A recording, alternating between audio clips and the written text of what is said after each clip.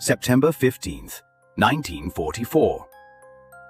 In the blistering heat of the Western Pacific, 5 battalions of the U.S. 1st Marine Division moved steadily toward the beaches of Peleliu, an island barely 6 miles long, but destined to become one of the bloodiest battlegrounds of the Pacific War.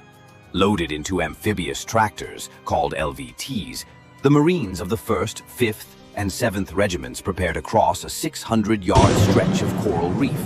Their target, 5 selected landing beaches, fringed by smoke and fire and presumed to be crushed under weeks of aerial bombardment and naval gunfire.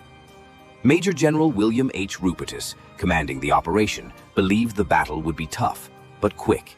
His confidence rested in the overwhelming power of pre-assault firepower. Warships, bombers, and dive bombers had pounded the island without mercy. But in the minds of many Marines was another island, Tarawa. Months earlier, the 2nd Marine Division had lost over 1,000 men in just 76 hours on its blood-soaked reefs. Peleliu could be worse. As the Marines looked over the sides of their landing craft, they saw the shoreline erupting, earth churning, trees shattering, sand boiling under the fury of shells. Just ahead of the first wave, armored amphibious tractors, LVTAs, fired 75mm howitzers into suspected enemy positions. Above them, Navy fighters strafed the shoreline, sweeping north to south in a deadly rhythm.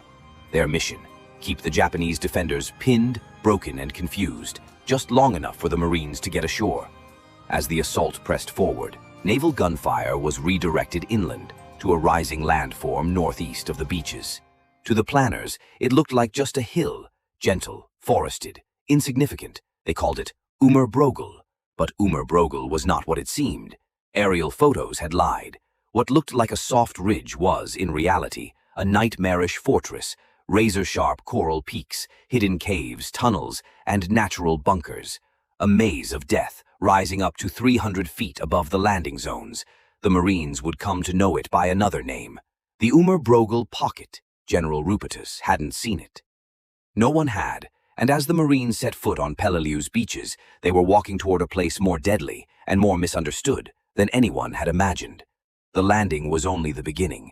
Peleliu was not just another island. It was a killing ground, and what happened next would haunt the 1st Marine Division forever.